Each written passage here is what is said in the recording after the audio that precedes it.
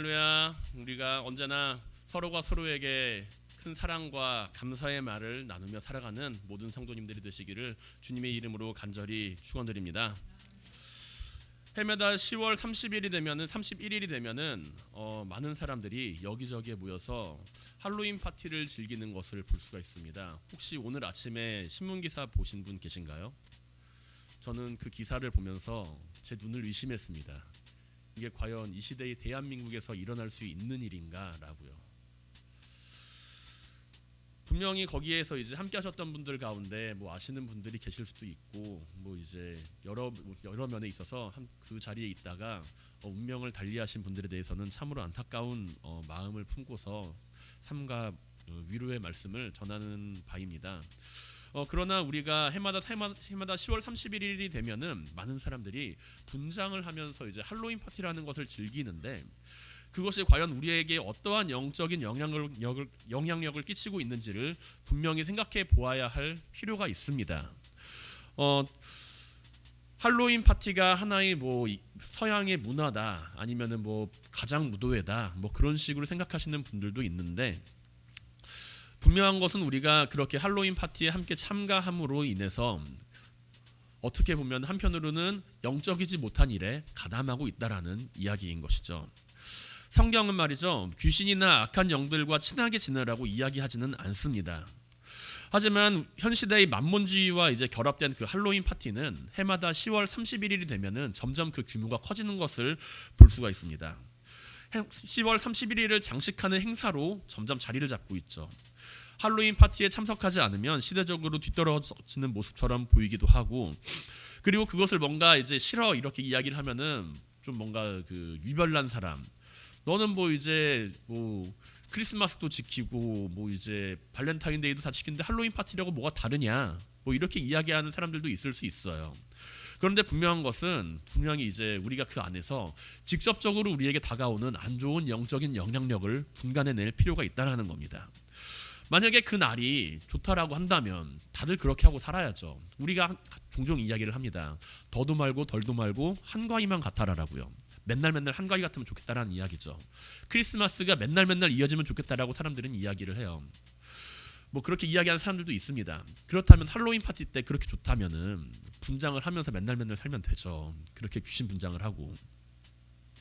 그런데 그렇지 않다는 걸 자신들도 알고 있거든요. 그 모습 자체가 부끄러운 모습이고 일상적이지 못한 모습이며 행복하지 못한 모습이다라는 것을 알고 있으면서도 그 안에서도 특별한 날, 이날은 특별한 날이니까 라고 특별함으로 포장을 하고 많은 사람들이 함께하고 있으니까 라고 하는 잘못된 보편성으로 자기 자신을 포장하며 그 일에 동참합니다. 그 일을 자행하는 것이 부끄러운 일이라는 것을 그 두 가지로 말미암아 스스로가 인정하고 있다라는 것이죠. 만약에 특별하지 않아도 일반적이지 않아도 그 모습이 아름답다라고 한다면 그 모습이 바람직한 모습이라고 한다면 일상적인 모습에서도 그렇게 살아야 되지 않을까요? 하지만 모두가 인정하지는 않습니다. 그 모습에 대해서. 단지 그날만 특별하니까 많은 사람들이 함께하니까 그 자리에 모여서 우리는 함께 미친 듯이 춤을 추고 그 시간을 즐기겠다라고 이야기를 해요. 분별력이 없는 믿음의 모습이라고 생각을 합니다. 아마 그 사건의 현장에서 함께 모였던 사람들 가운데 그리스도인이 한 명도 없었을까요?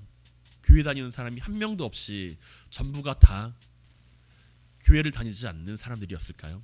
주님을 믿지 않는 사람들만 그 자리에 모였을까요? 그 자리는 그렇지는 않다라는 것이죠. 그렇게 우리는 믿음을 가지고 이 세상을 살아가는 가운데 10월 31일이 보다 특별한 의미를 가지고 있다는 것을 기억해야만 합니다. 바로 종교개혁이 일어난 날이 10월 31일입니다. 교회사적으로 큰 의미를 가지고 있는 사건 그 날이라는 것이죠. 그러나 많은 이들에게 종교개혁의 의미보다 할로윈 파티가 더 깊이 인식되어지고 있는 것은 참으로 안타까운 일이 아닐 수가 없습니다.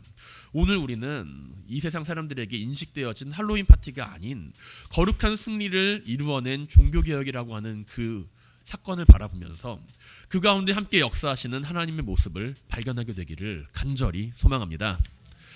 때로 우리는 우리의 삶에 있어서 문제에 대해서 의문을 제기를 할 수가 있습니다. 나의 삶에 있어서 뭔가 의문점이 들 때가 있습니다. 지금 내가 하고 있는 일이 맞는 일인가? 라고 생각이 든다는 것이죠.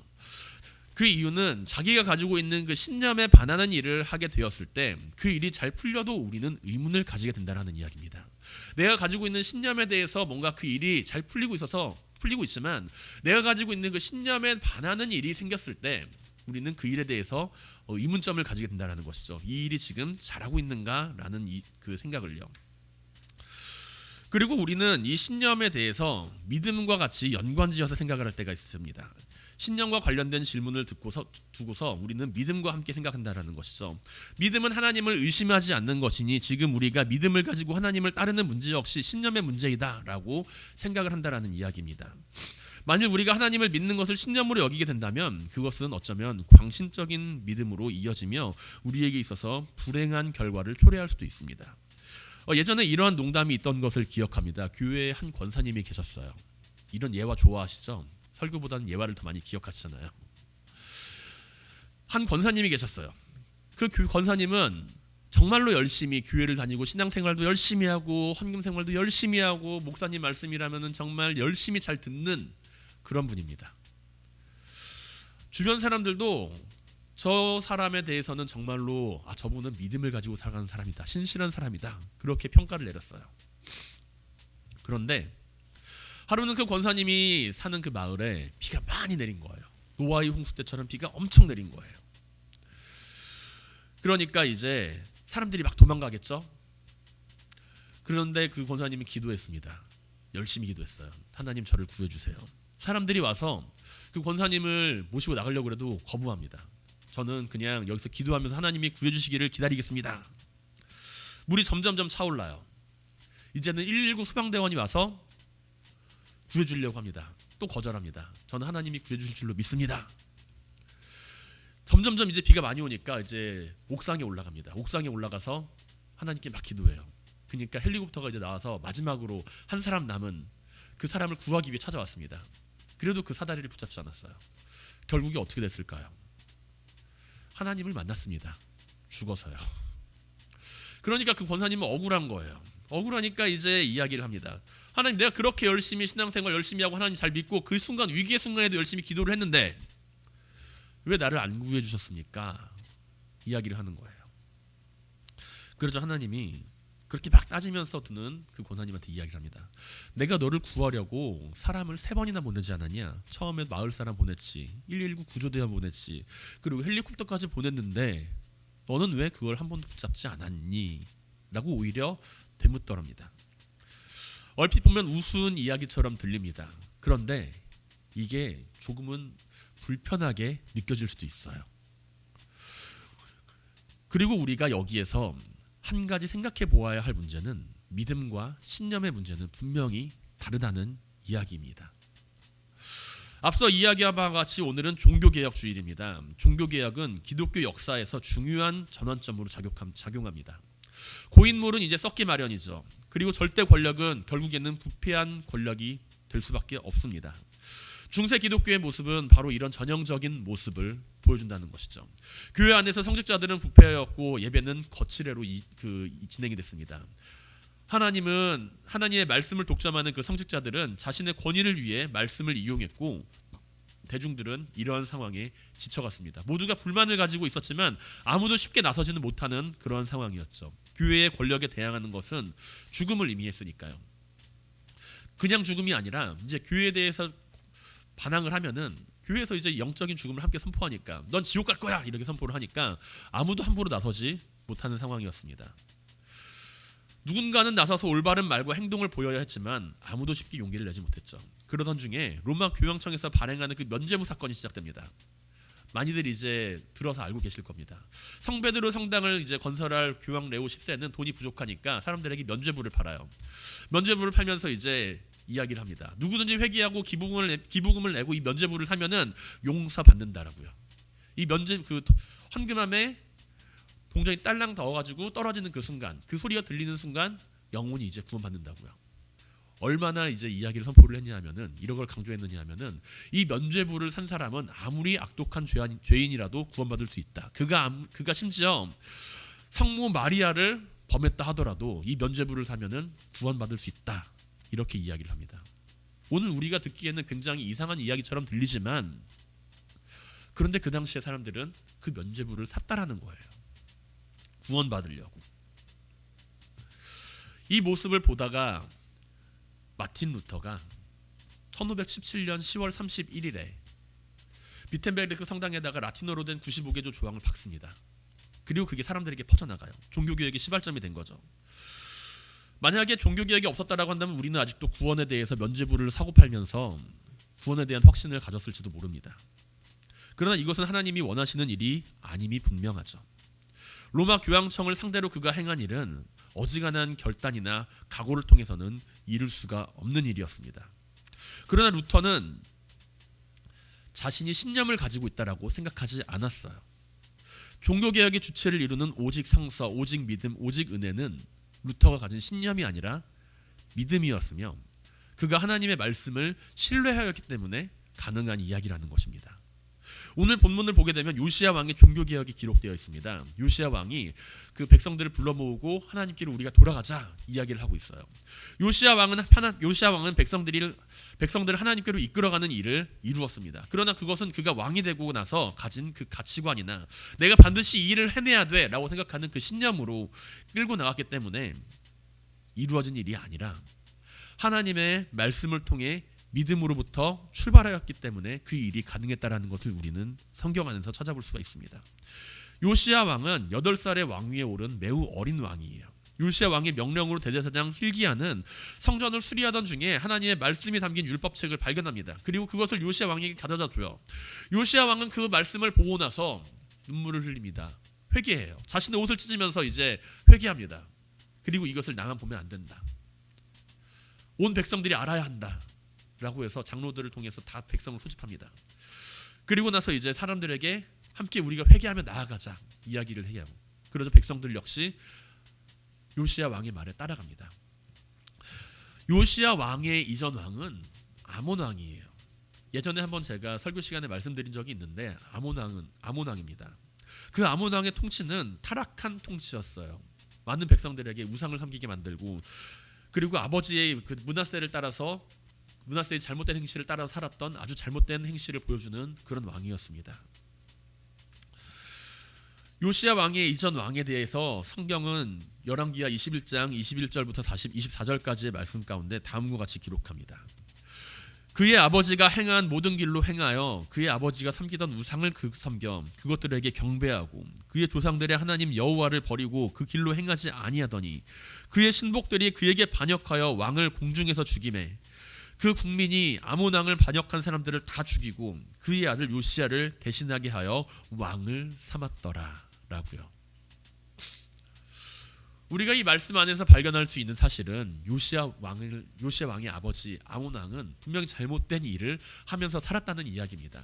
그런데 그 왕을 몰아내고자 결심했던 이들이 있었어요. 그 백성들이 있기 이전에 그 왕을 몰아내고자 그의 신복들이 왕을 몰아내고자 합니다. 내가 왕이 되겠어라고 하는 그 신념을 가지고서 왕을 몰아내죠. 그런데 아무리 그들이 그 신념을 가지고 일을 했어도 하나님께서 일하는 그 일을 막지는 못했다라는 겁니다. 요시야 왕이 되었고 아몬 왕을 반역한 사람들이 다 죽고 그 아들 요시야를 대신하여 국민들이 그를 왕으로 세웠다라는 이야기예요. 우리는 신념을 믿음으로 착각하는 경우가 종종 있습니다. 그렇게 나의 신념에 반할 때 우리는 의문을 가집니다. 하나님의 말씀을 통해서 믿음을 가지는 것과 내 자신이 가지는 신념은 무척 비슷한 모습처럼 보여요. 그러나 믿음은 신념이 아니라 신뢰입니다. 믿음은 신념이 아니라 하나님을 향한 신뢰의 모습이에요. 신념은 결의적인 표명입니다. 내 마음의 결단입니다. 그렇게 신념은 그 사람을 강하고 굳세게 만들기는 해도 다른 사람을 구원하지는 못합니다. 오히려 자신의 신념과 반대가 되는 사람들을 향하여서 정죄하고 그들을 핍박하게 될지도 모릅니다. 믿음 그 자체를 하나의 신념처럼 여기면서 살아갈 때 우리는 스스로를 교만하게 만들게 될지도 모른다는 것이죠. 나는 믿음을 가지고 살아가는 사람이라고 하는 그 삶의 모습이 내 자신을 의롭게 만든다라고 하면은 그것은 내가 신념을 가지고 살아가는 사람이라는 이야기예요. 강한 신념은 많은 사람을 이끌어갈 수 있는 사상은 될 수 있을지는 몰라도 그들을 하나님께로 인도하기는 어렵습니다. 사람들은 그 강한 카리스마적인 모습에 이끌려 따를지는 모르나 그것은 하나님을 보게 만드는 것이 아니라 그 사람을 바라보게 만들죠. 그러나 하나님의 말씀을 통해 믿음을 가지는 사람은 다른 사람들을 변화시키는 삶을 살아갑니다. 하나님이 하시는 일에 대한 전적인 신뢰를 가지고 살아가는 모습을 통해서 사람들에게 하나님을 알게 합니다. 어떤 어려움을 경험해도 자기 자신이 무너지지 않고 사명을 완수한다는 점에 있어서 신념을 가진 사람과 비슷하게 보일 수는 있지만 그 모습은 교만하지 않고 하나님 앞에 자신을 내려놓고 하나님을 경외하며 자신을 향한 하나님의 사랑을 바라보게 만든다라는 것이죠. 마틴 루터는 종교개혁을 이루어가면서 그의 신념에 따라 움직인 것이 아니라는 것입니다. 우리는 종교개혁을 가지면서 마틴 루터 대단한 사람, 대단한 결단을 가지고서 종교개혁을 이루었구나 이렇게 이야기를 할 수가 있는데 마틴 루터가 대단한 결의적 표명을 가지고서 그가 그 일을 행했구나라고 생각을 할 수가 있는데 마틴 루터는 자신의 신념이 아니라 하나님을 신뢰하는 가운데 그 일을 이루었다라는 것이죠. 내가 할 수 있는 일에 대해서는 분명히 해나가고 내가 할 수 없는 일에 있어서는 하나님을 신뢰하는 그 모습 가운데 마틴 루터는 종교개혁을 이루었다라는 이야기입니다. 요시야 왕의 모습도 분명히 동일하죠. 그의 모습은 하나님의 말씀으로부터 시작하여 그 믿음의 변화 가운데 많은 백성들을 사람들에게 이끌어옵니다. 하나님을 신뢰하는 우리의 삶이 나타나게 될 때 우리는 사람들에게 복음을 선포할 수가 있다는 것이죠. 믿음은 신념이 아니라 신뢰입니다. 내가 할 수 없는 일에 대해서 분명히 인정하고 고백하는 가운데 우리는 하나님을 향한 신뢰를 가질 수가 있습니다. 믿음으로 의롭게 된다는 것은 우리가 가진 신념으로는 불가능한 일이죠. 믿음으로 의롭게 되는 것은 우리가 하나님을 신뢰할 때 가능합니다. 사랑하는 성도 여러분, 우리의 믿음이 신뢰가 아니라 신념이 아니라 신뢰가 될 수 있기를 간절히 소망합니다. 그것은 우리가 어디서부터 시작해야 하느냐? 우리가 하나님을 신뢰하는 것, 그것은 바로 하나님의 말씀으로부터 우리는 그것을 시작해야 합니다. 우리는 무엇으로 하나님을 신뢰할 수 있으며 우리는 무엇으로 하나님을 바라볼 수가 있을까요? 그분의 말씀을 통해 우리가 하나님을 신뢰하지 않는다면 무엇을 통해 하나님을 믿고 신뢰한다 말할 수가 있습니까? 히브리서 4장 12절은 하나님의 말씀에 대해서 다음과 같이 기록합니다. 하나님의 말씀은 살아있고 활력이 있어 좌우에 날선 어떤 검보다 예리하여 혼과 영과 및 관절과 골수를 찔러 쪼개기까지도 하며 또 마음의 생각과 뜻을 판단하나니. 아멘. 우리가 하나님의 말씀을 따라 살아갈 때, 우리가 하나님의 말씀대로 살아가기 위해 몸부림치며 살아갈 때 우리의 삶에는 분명한 변화가 일어나기 마련입니다. 내가 하나님의 말씀을 따라 살아가겠다고 이야기를 하고 하나님의 말씀을 붙들면서 살아가겠다라고 분명히 내가 생각하면 나아갈 때, 그 말씀을 따라 살아가겠다고 마음 먹고 나아갈 때, 그 믿음을 가지면서 살아갈 때 우리의 삶에는 분명한 변화가 일어나기 마련이라는 것이죠. 변화가 일어나지 않는 게 이상합니다. 요시야 왕이 하나님의 말씀을 그 마음의 진심으로 받아 회개하고 온 나라의 백성들을 하나님께 인도하는 믿음의 왕이 되었고, 종교개혁자 마틴 루터가 말씀 가운데 그 마음이 뜨거워지고 종교개혁을 이루어가 하나님의 뜻을 이루어가는 일을 감당한 것은 모두가 말씀 가운데 일어난 한 사람의 변화입니다. 우리의 삶이 다른 사람을 하나님께 이끌어가는 삶이 되고 싶나요? 내 삶이 변화받은 삶이 되고 싶나요? 하나님 앞에 내가 살아가는 가운데 내가 변화받고 내가 믿음을 가진 삶으로서 변화받고 거듭나기를 원한다면 우리가 말씀 안에서 그 일을 이루어가야 함을 기억하시길 바랍니다. 하나님을 신뢰하는, 하나님의 말씀 가운데 하나님을 신뢰하는 믿음의 삶으로 거듭나게 되길 주님의 이름으로 간절히 축원드립니다. 두 번째로 우리가 함께 살펴볼 것은 하나님은 사람을 통해 일하신다는 것입니다. 이것은 반대로 말하면 하나님의 일을 이루는 사람은 반드시 존재한다는 이야기입니다. 하나님께서는 천재지변이나 전염병과 같은 그러한 자연재해로 인간의 힘으로 다룰 수 없는 것들로 이 세상의 죄악된 모습을 다루시기도 하지만 우리가 성경을 한번 열어보세요. 그 안에는 수많은 사람들이 등장합니다. 그리고 하나님은 이러한 사람들을 통해서 일하신다는 것을 알 수가 있습니다. 성경 안에 등장하는 수많은 사람들, 모세, 여호수아, 다윗, 이사야, 예레미야, 수많은 사람들, 그 수많은 사람들이 성경 속에 등장하는 그 인물들입니다.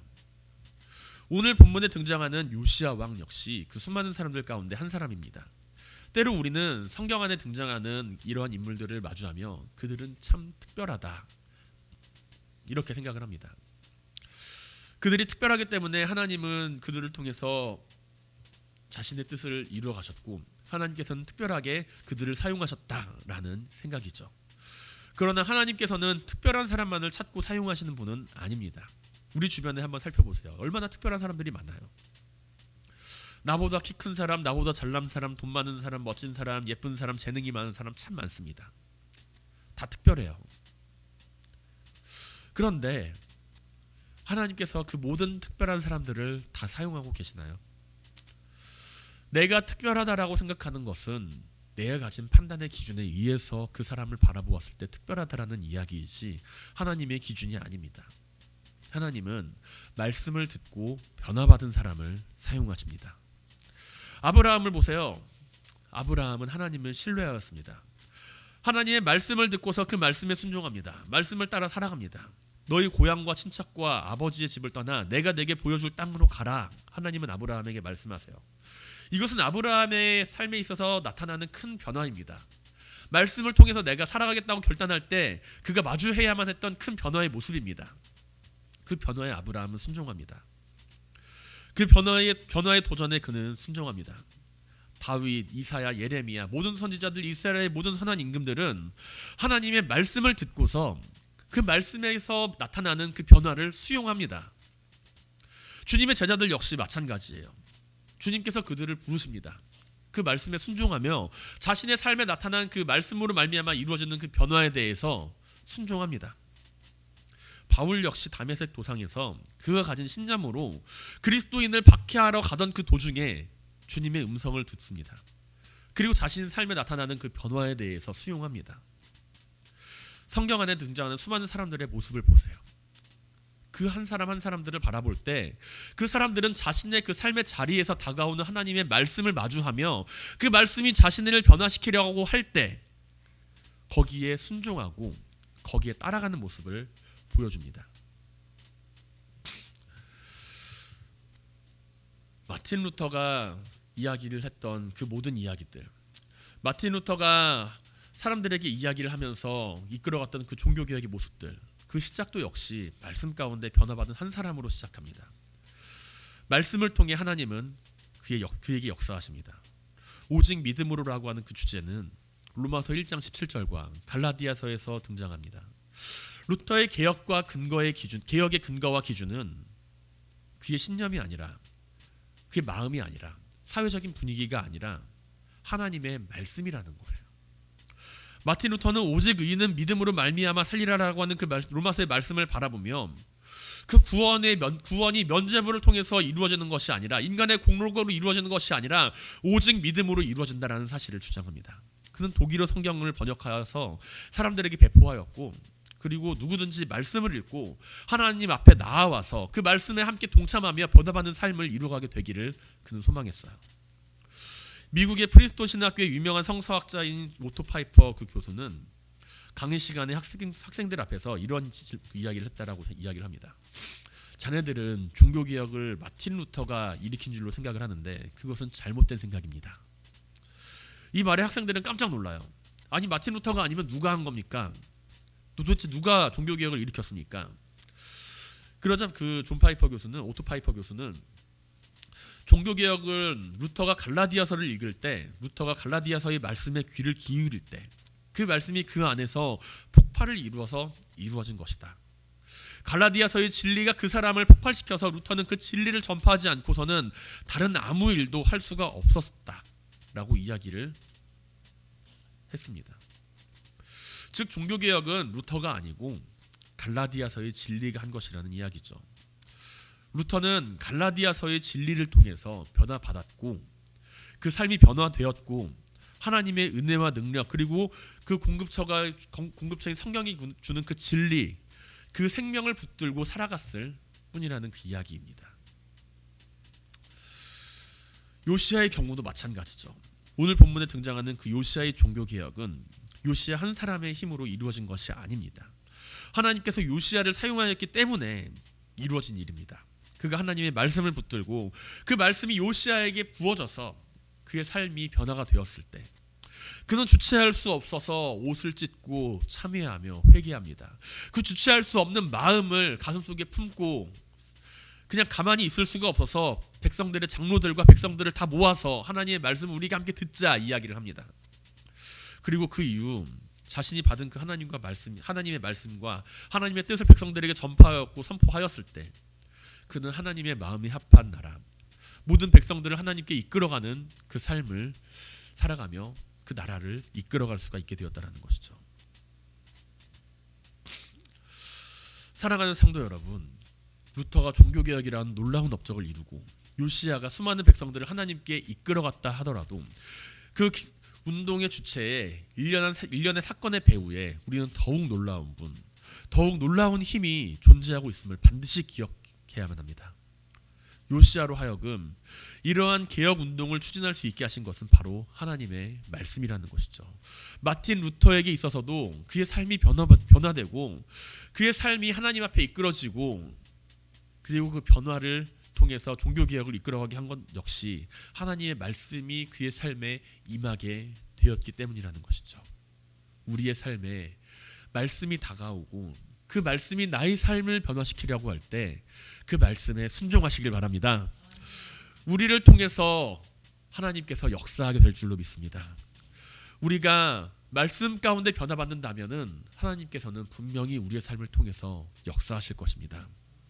우리는 종교개혁을 일으킨 놀라운 사람, 수많은 하나님의 일을 이루는 놀라운 사람들, 그 삶을 바라보면서 놀랍다, 참으로 대단하다, 하나님께서는 저 사람과 함께 하는구나 놀라워할 것이 아니라 저 사람이 하나님의 말씀으로 말미암아 변화받은 사람이구나, 나의 삶 역시 하나님의 말씀으로 변화받길 원한다.